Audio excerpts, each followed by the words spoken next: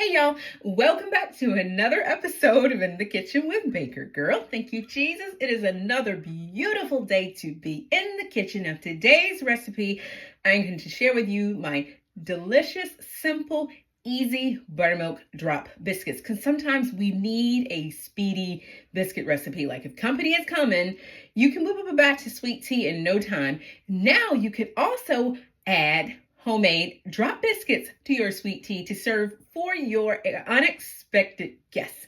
And it's not going to take you very long. And I'm going to bake these in a cast iron skillet, and they're going to be super crunchy, super fluffy, and super delicious. Stay tuned.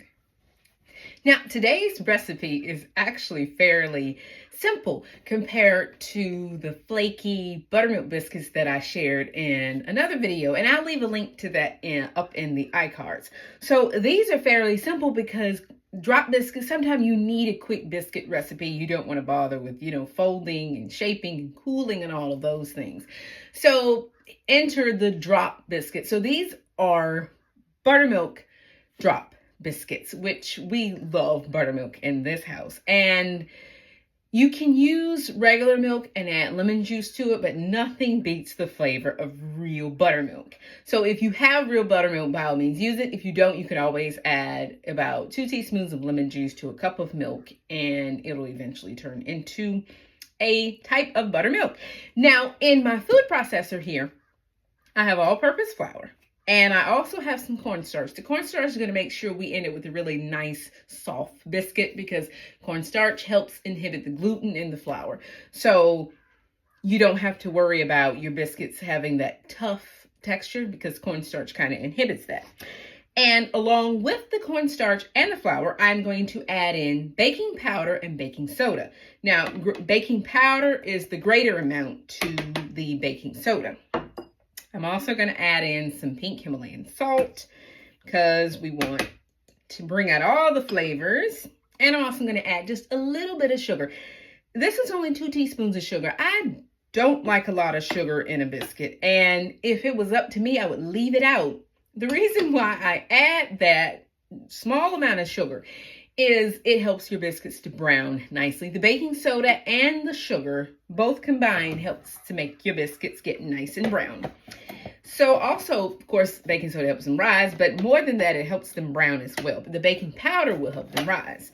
Okay, so I am going to pulse this up just to kind of blend everything together. You can do this in a bowl, whisk it up, make sure it's nicely blended, and then just add it to the food processor. But I'm just going to pulse it up a little bit. That only takes a couple of seconds. And now I am going to add in some butter. Now this is cold butter, and I've just cubed it, but you can cut it up into smaller bits. Now the texture of the butter in the biscuits with these kind of biscuits is not terribly important. So you don't want to over mix it and end up with like a sandy texture, but you also don't want large lumps. We're kind of looking for something in between. I'll show you. So I'm just going to pulse this for a couple pulses until I notice the butter begins to break up a little. Okay, let's have a peek.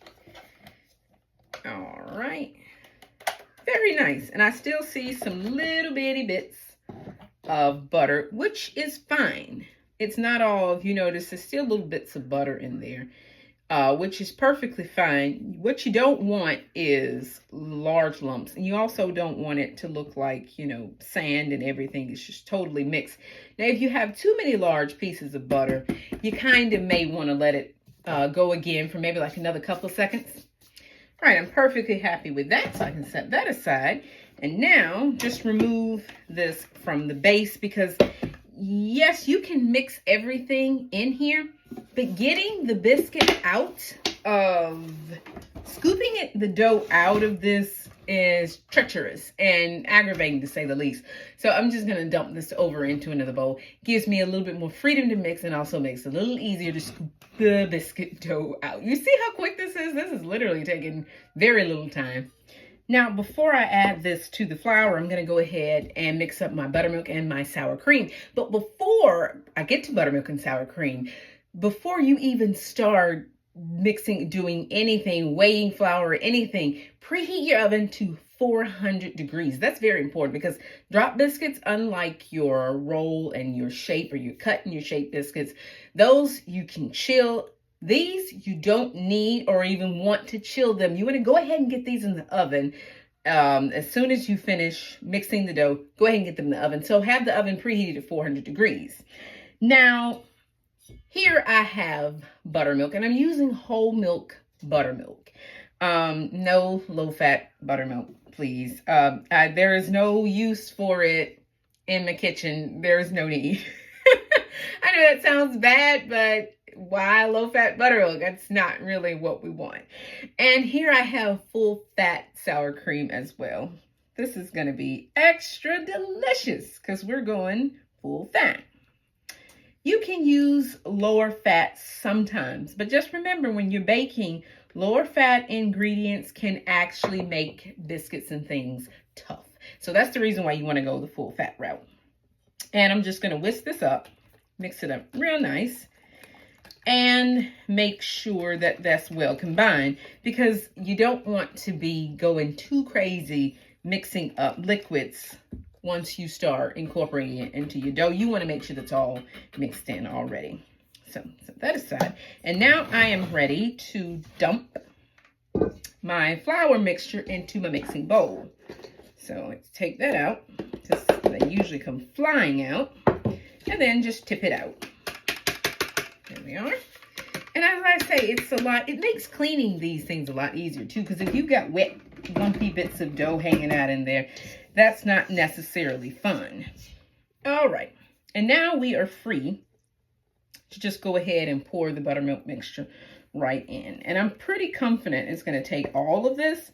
It may even take more, I don't know. But if it takes a little extra buttermilk, you can always add a few extra drops. No worries.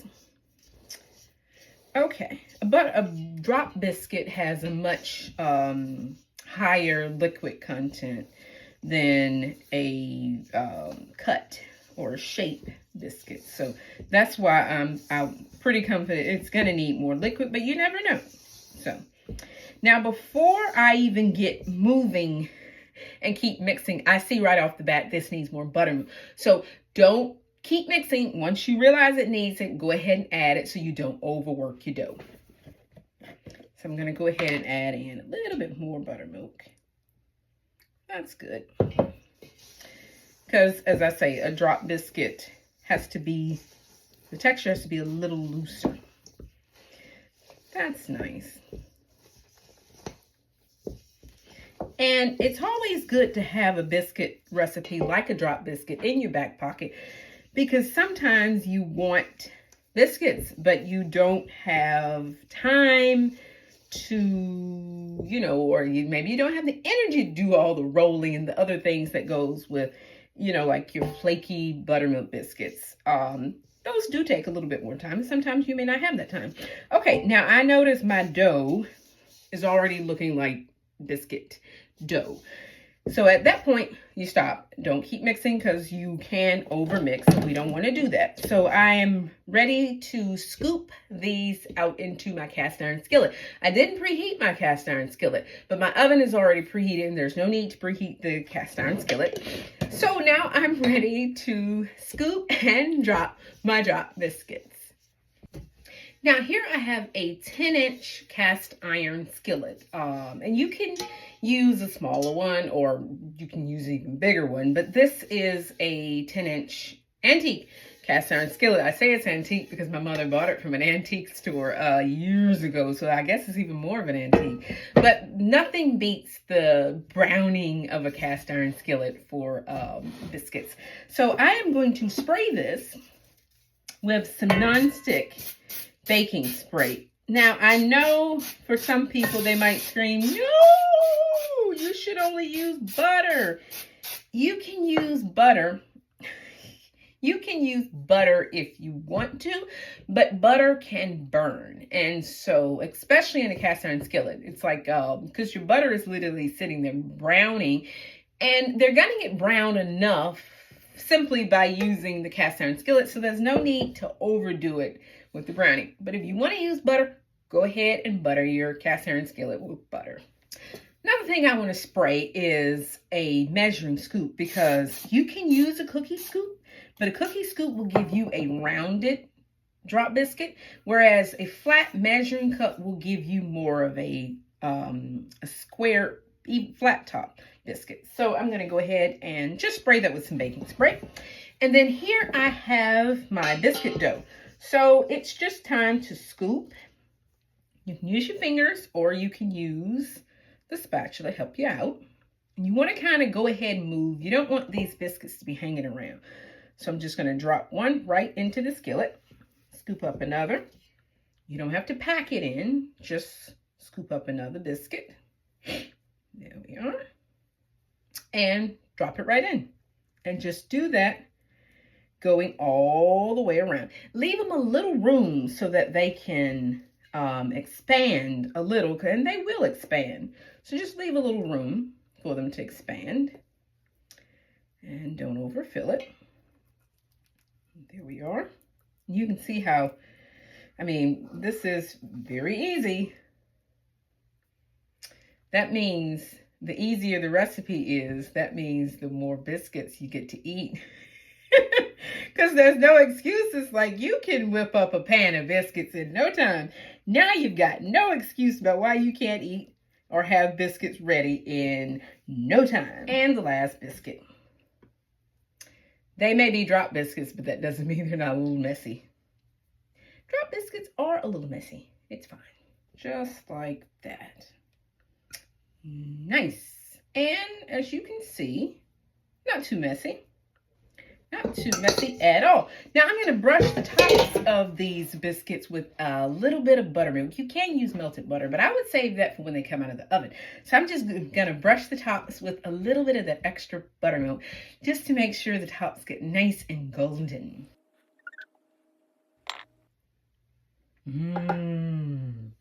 They look so good. Now I'm going to put these in the oven and let them bake at 400 degrees for about 25 to 30 minutes until the biscuits have risen. They're nice and they're golden and they are baked all the way through. Let's get them in the oven. They smell good. Oh, wow. The biscuits just came out the oven. They look so good. They look almost like a pretty flower. Oh, wow. Now, I'm just going to brush these with just a little extra melted butter. This just makes sure that your biscuits stay soft on the top. If you like crunchy top biscuits, don't brush them with butter and they'll stay nice and crunchy. But I like my biscuits a little soft on the top, so I'm just going to brush them with a little bit of butter. You can also use honey butter if you wanted honey butter. Or you can use salted butter. That's perfectly fine. That's up to you. If this is your first time testing a recipe, I wouldn't use salted butter, because salted butter could give you an inaccurate salt. Like it's salted, so it'll add salt to it. So for the first time, I would just use regular unsalted butter. And then if you feel comfortable with the salt amount in your biscuits, go ahead and add in some salted butter. It'll be perfectly fine. These look so good. And I cannot wait for them to cool down a bit so I can tuck in and sample one. Now I've waited long enough. It's time to sample these biscuits. And I think I want this one. It's a little higgledy-piggledy and misshapen. That's the fun about drop biscuits. Oh, it cuts like, oh, wow. There is no cutting, really. Oh, look, they got nice and golden on the bottom. Oh, wow, I can feel the toastiness. Oh, wow, I can feel it. It's like, oh, look. They got nice and toasty on the bottom. Ooh, that smells good. Oh, wow. It looks like a biscuit you get at a diner or something. Oh, I can smell that buttermilk. Wow. That's the difference between using real buttermilk. And you have to go on the hunt for it. It's not something that just hangs around. Rare you find it at the grocery store. But that's the difference between using real buttermilk versus, you know, the generic buttermilk or whatever. I can't wait to duck in. I think to do it justice, though, you kind of need to split it open. So I'm going to see if I can, because you can split a drop biscuit. It's not going to come apart in all those flaky layers, but you can split a drop biscuit. So, oh, wow. Oh, look at the steam. Oh, wow. Okay, time to have a taste. Thank you, Jesus. It's hot.